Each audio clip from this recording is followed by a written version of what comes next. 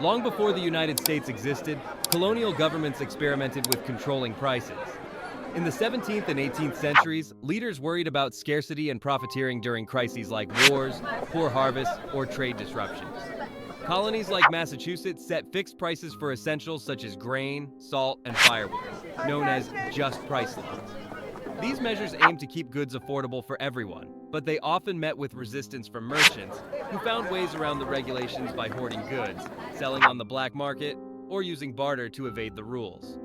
This early tug-of-war between public good and private profit foreshadowed America's long and complex struggle with price control policy, revealing the fundamental tension between a free market and government intervention.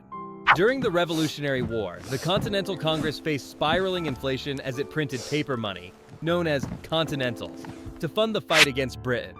The currency depreciated so rapidly that it gave rise to the phrase, "not worth a continental." In response to this crisis, states imposed price caps on food, clothing, and military supplies to counteract shortages and profiteering. But these controls often backfired. Farmers and artisans refused to sell their goods at the artificially low prices, leading to the creation of black markets and dwindling supplies for the army. By the war's end, the currency had collapsed, the economy was in ruins, and price controls were viewed with deep suspicion, planting the seeds of economic caution about the dangers of fiat currency and forceful price setting in the young republic. The Civil War brought two very different approaches to price control. The Union, with its stronger industry and supply lines, rarely implemented broad civilian price controls, focusing instead on targeted regulation for military goods and railroad transport. In contrast, the Confederacy, facing severe shortages and crippled by the Union blockade, capped prices on nearly everything: bread, salt, clothing, and iron, to keep goods within reach of civilians and soldiers. But rampant inflation and supply chain disruptions meant these laws often failed. Smuggling and a thriving barter economy flourished, showing how scarcity can undermine even the strictest controls. The Confederacy's struggle was a stark example of how difficult it is to regulate prices when the underlying problems of production and distribution remain unsolved. After the Civil War, the United States entered the Gilded Age, an era dominated by industrial expansion, minimal regulation, and laissez-faire economics. Price controls were largely absent. Powerful trusts like Standard Oil and Carnegie Steel could eliminate competition and set prices freely, leading to monopolistic abuses. While this free market environment created immense wealth and innovation, it also led to dramatic inequality. As the owners of the trust became known as robber barons, workers struggled with low wages and long hours. The lack of controls and the resulting social and economic tensions during this period shaped the subsequent Progressive era reforms, which would reignite the debate over the government's role in the economy. In the depths of the Great Depression, Franklin D. Roosevelt's New Deal brought the National Industrial Recovery Act of 1933. It introduced industry-specific codes, including price floors, to stabilize markets. The goal was to prevent destructive price wars where companies would slash prices to drive each other out of business, thus protecting employment and restoring purchasing power. While some industries welcomed this stability, critics argued these controls favored big business, stifled competition, and hurt small enterprises. The Supreme Court struck down the NARA as unconstitutional in 1935, but the era marked a major federal experiment with coordinated price policy, demonstrating the government's willingness to intervene directly in the economy during a crisis. During World War II, the Office of Price Administration imposed strict price ceilings and rationing on goods like meat, sugar, gasoline, and tires. The aim was to prevent wartime inflation and ensure the fair distribution of vital resources between the civilian population and the military. Americans adjusted their daily lives using ration books and coupons, while posters urged citizens to do with less, so they'll have enough. While black markets existed, the system largely maintained stability and enjoyed broad public support. The era proved that, when backed by a sense of shared purpose and sacrifice, comprehensive price controls could work effectively in a wartime economy, representing a unique moment of collective economic effort in American history.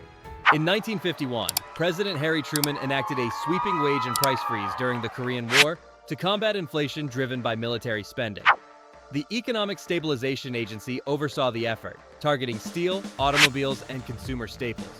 While the freeze was partially successful in slowing inflation, it also caused shortages and major disputes. The most famous of these was the 1952 steel strike, which pitted the government against industry in a high-stakes standoff. Truman attempted a government seizure of the steel mills, citing wartime necessity, but was blocked by the Supreme Court. The incident highlighted how quickly price controls could clash with private industry and labor rights, and it revealed the complexities of managing a wartime economy. Facing a toxic combination of high inflation and rising unemployment known as stagflation, President Richard Nixon shocked the nation in August 1971 by announcing a 90-day freeze on wages and prices. The move was part of his new economic policy, which also ended the gold standard. Initially popular, the controls slowed inflation temporarily, but distortions soon emerged: shortages, declining product quality, and market inefficiency. Businesses found creative ways to circumvent the controls, such as renaming products or shrinking their size. By 1974, the controls were abandoned, and inflation roared back. The experience proved that controls were no permanent fix and demonstrated the difficulty of suppressing fundamental economic forces for long. In recent decades, price controls have reappeared mainly in targeted forms, most notably rent control in cities like New York and San Francisco, and temporary caps on energy prices during crises. Advocates see them as essential tools to protect vulnerable populations from price gouging and exploitation, arguing that housing and energy are basic human rights. Critics, however, warn that these policies reduce supply and investment, ultimately leading to shortages and lower quality in the long run. These modern debates echo the same trade-offs America has wrestled with for centuries: the delicate balance between short-term economic relief and long-term market health.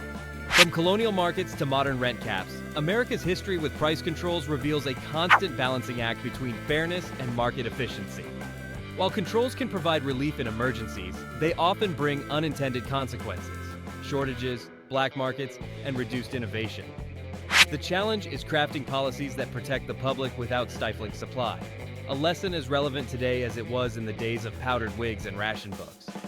History teaches us that price controls are rarely a simple solution.